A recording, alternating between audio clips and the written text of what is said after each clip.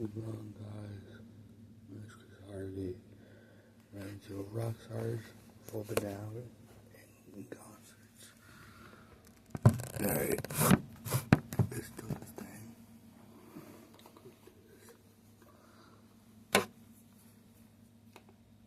On-stage meltdowns are an obligatory part of rock music, often resulting in epic temper tantrums, physical altercations, or even demands for refunds when an artist is way too intoxicated to perform. So let's take a look at some of the most memorable rock star meltdowns of all time, starting with Motley Crue's Nikki Sixx, whose ballistic 1997 onstage outburst would even result in a federal lawsuit for the band. It all started when Sixx saw a venue security guard allegedly roughing up fans at a cruise show.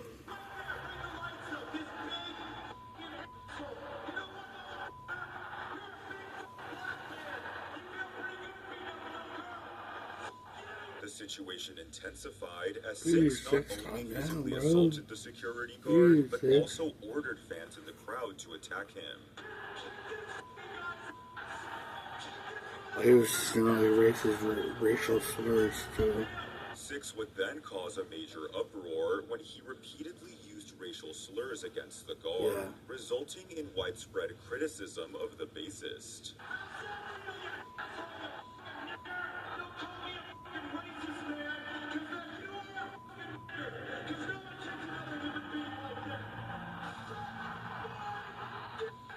Following the incident, the security guard in question filed a lawsuit against Motley Crue, with the 80s rock band ultimately choosing to settle out of court. This next meltdown, however, may be the most cringe-inducing of all time, as Marilyn Manson's drunken performance at the 2012 Soundwave Festival he's going to shock a lot of people. He does a great job on this stage and slur his words as he demanded even more alcohol. Why is it that every time you be a fucking beer, you fucking homosexual, and not, no offense to gay people.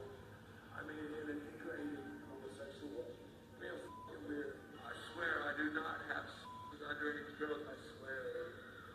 And if your Lord Jesus Christ, our Lord and Savior.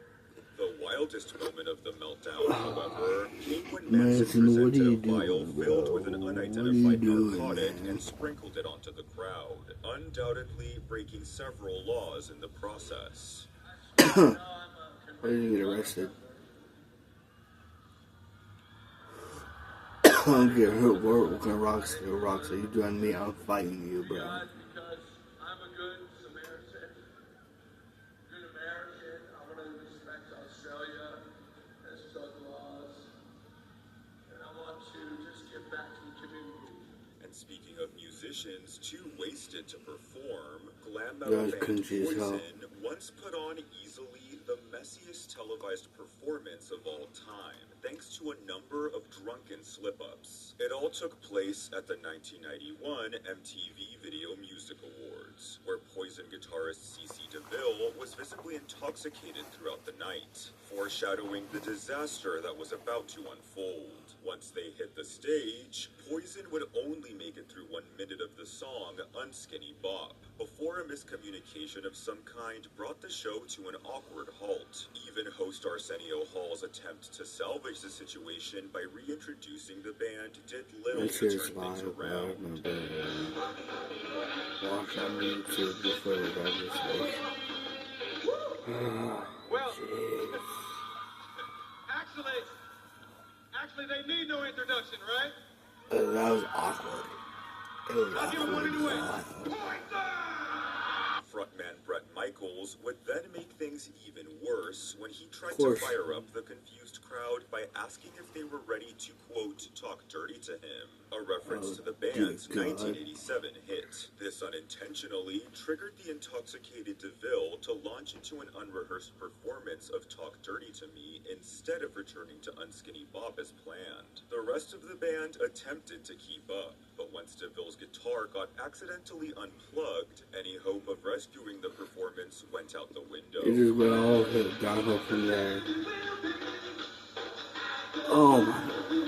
Bro. While Poison's performance was ruined by its own guitarist, this next band band's show was intentionally sabotaged, as Iron Maiden's Ozfest 2005 set saw the legendary group being mercilessly pelted with eggs and bottles. You see somebody throwing some shit at this battle, then raise their arm. Make sure that when it goes down, it's in two pieces.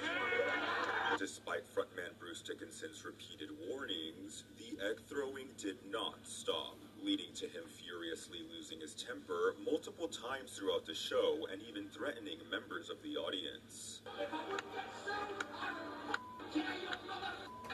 To make matters worse, Iron Maiden also had to deal with a number of technical issues which resulted in the band losing power multiple times throughout their set.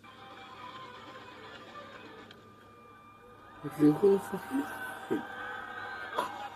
be pissed. It was I just later walk off revealed Facebook, that this series of slam my car, unfortunate walk events off. was purposely orchestrated by none other than Sharon Osbourne. Apparently, in retaliation to disparaging comments Dickinson had made about her husband, Ozzy Osbourne. How can you talk shit about Ozzy? He's a freaking legend. The Prince of Darkness, come on. And while Sharon rose to the defense of her husband, an enraged Sebastian Bach would have to protect his elderly mother from being shoved at one Oh of his no, shows.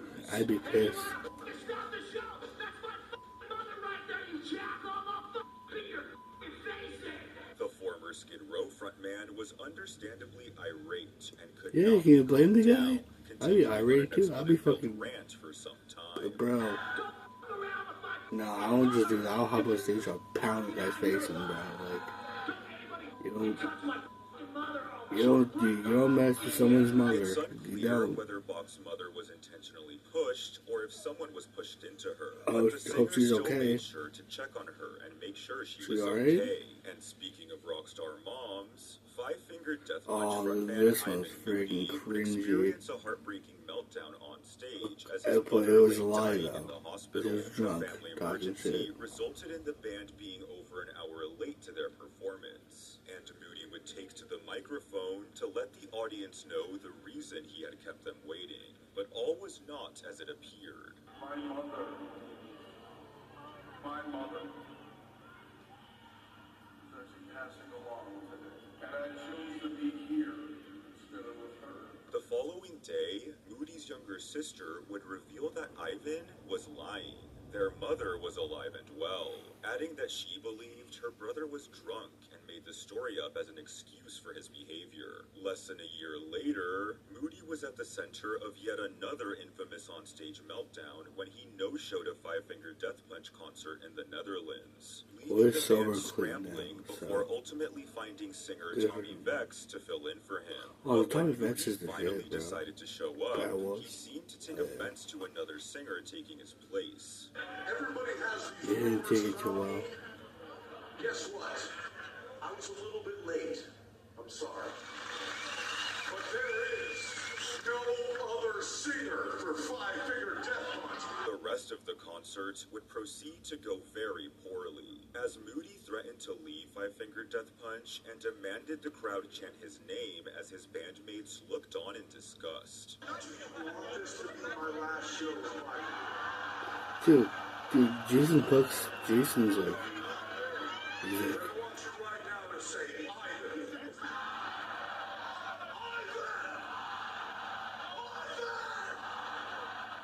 yeah, they're like, I'm gonna fuck punch you just got him and knock him out.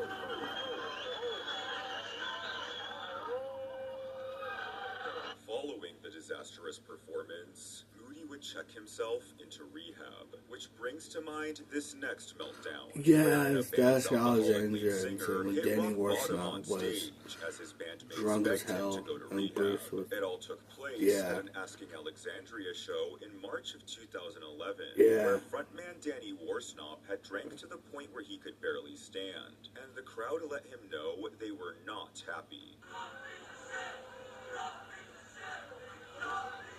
Yeah, Bruce was like, please get me to rehab. Please go to rehab. Warsnop would only further provoke his disappointed fans, defiantly reveling in their chants of disapproval as he slurred through his words. Everyone who thinks I'm a drunk piece of shit, put their hands up.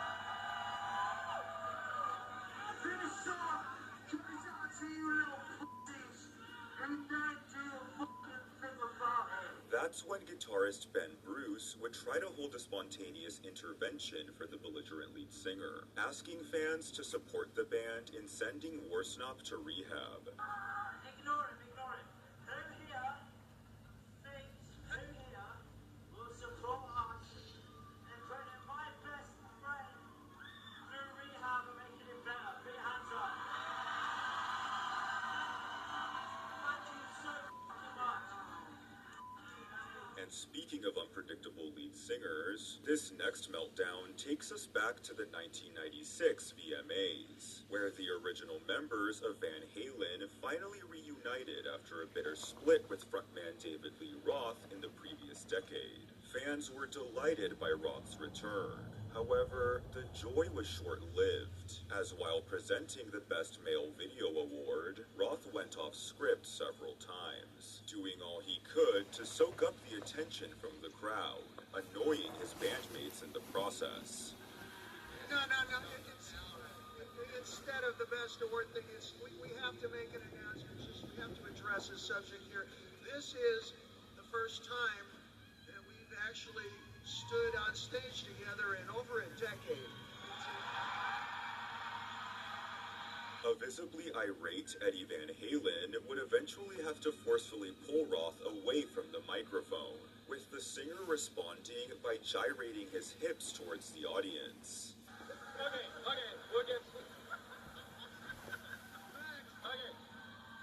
Things did not get better when that night's winner, Beck, took to the stage to accept his award, as Roth would undercut his moment by dancing behind him during his speech. After that, Roth and Eddie nearly got into a fistfight backstage, and the reunion was immediately canceled. Of course, no list of onstage meltdowns would be complete without Guns N' Roses frontman Axl Rose. The singer once even dove into a crowd to pummel a fan who was taking pictures of him during a show.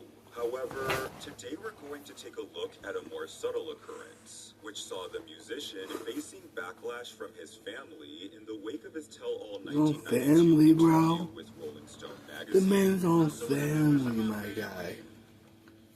Shit. I'm taking a great offense at what I said in this magazine. It's a shame. Look what he's done to his mother. His mother can't even go out of the house now. It was amazing. My mother could have gone out of the house before knowing the she fucking knew. Clearly experiencing a complex emotional struggle, Rose highlighted the irony of his family's reaction, who showed more concern for his disclosure of childhood trauma than the trauma itself. The family doesn't want to be embarrassed by these things coming out. We just don't want to have to deal with this, and we shouldn't have to deal with this publicly. But if we don't deal with it publicly, then we're probably not going to deal with the bullshit at all. And I bet they like it that way. Rose would conclude his impassioned speech by urging members of the audience to confront their own traumas head-on, emphasizing the importance of not allowing these experiences to define their lives. And if a fucking scrawny little junior high 90-pound weakling can finally get his ass up here and take this shit on, so can any one of you that have the same fucking bullshit problems in your life. They don't have to get away with it. And speaking of Rolling Stone, this next musician would tell the magazine that he just can't bring himself to watch the footage of his infamous blackout drunk meltdown in Las Vegas, which we're going to dive into next. The incident unfolded during the 2012 iHeartRadio Music Festival, where Green Day frontman Billy Joel Armstrong went into a drunken rage after being told he had just 1 minute to wrap up his set. I've been around since 1980. And Justin Bieber, you mother. And you're gonna give me 1 minute?